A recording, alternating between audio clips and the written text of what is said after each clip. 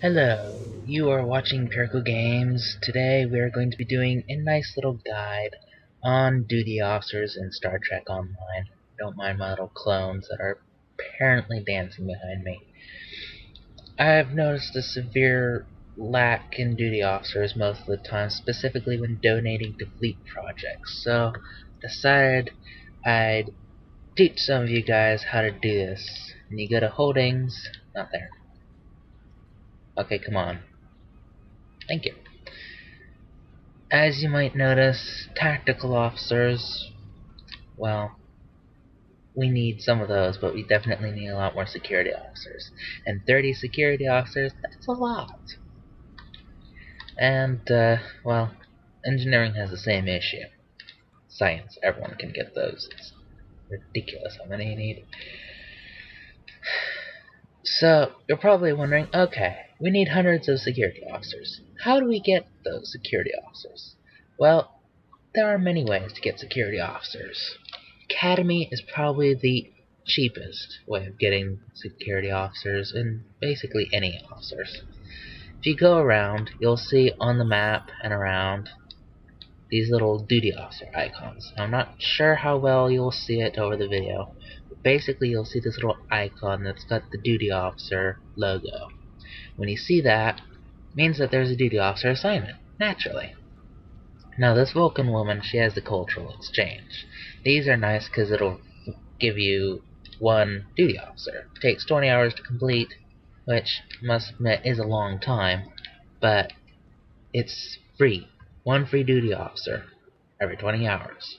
It does take 20 hours to reset after it's complete, so it's more like one duty officer every 40 hours, but there are 3 of these quests, and it's a free duty officer. Usually common quality, it can sometimes be uncommon, and I've even had the rare circumstance of getting a rare. So it kind of depends on whether or not you get a critical success or not. If you do get an uncommon or a rare, and you wanted commons, we'll get to that in a minute. Alright, so we got the Andorian Culture Exchange, which does the exact same thing as the Vulcan one, gives you another free duty officer, same time and all that. And then there's the Tellarite one, once again, identical.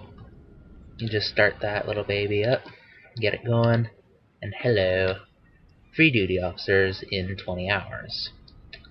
Well, those are the 3 common ones. Those are the ones everyone told me about when I first started wondering how you got duty officers. I'm like, oh, okay.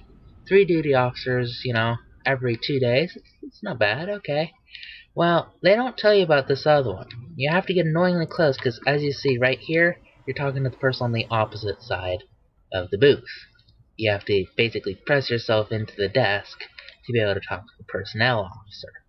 Now, talking to the personnel officer, you get general recruitment, tactical officer cat thingy, and all this other stuff. General recruitment is very annoying. It requires 1,000 dilithium, which, if you're having trouble with duty officers in your fleet, you're probably going to be having issues with dilithium too. So I can't imagine that you'd really want to be starting this every 2 days. So instead, there's the tactical officer one, which gives you between 2 and sometimes, if you're really lucky, 3 duty officers. Now, this has a higher chance of giving you an uncommon, which is fine, but can sometimes be a little bit annoying. Still, oh, and also something I forgot to mention about these ones, all the tactical through civilian corps ones, it takes 2 days to complete. That also means that it takes about a day at least, sometimes 2. I haven't quite timed it on how long before you can redo it. Now, that I find just a little bit extreme, but what are you gonna do? Cryptic doesn't listen anyway. So, once you start all these, by the time you're done, you'll get 8 from this, and 3 more from the cultural exchange. So, that's about 11 duty officers, with a rather high chance of getting a uncommon. Now, you can't donate uncommons to the fleet. Not usually, anyway. Most, it's almost always commons. When you get an uncommon, you're like, oh, great, I have an uncommon biologist. Great, I am totally going to use this. So what do you do if you have an uncommon biologist? Well, you can go to Exchange Duty Officers, hit Uncommon, and then this little thing will go up. Oh hey, my biologist. If you assign him to this project, he'll be removed from your roster. However, it takes like 5 seconds to complete. Once it's finally complete, you'll get 3 commons. It's very nice, because who uses biologists? They're bloody easy to get. You can get hundreds of them over the course of a week, and then you're sitting there going, my goodness, my duty officer roster is almost full. I do not need 30 biologists, all uncommon, undonatable. Well, you turn them into this, and poof, it randomly gives you several different types.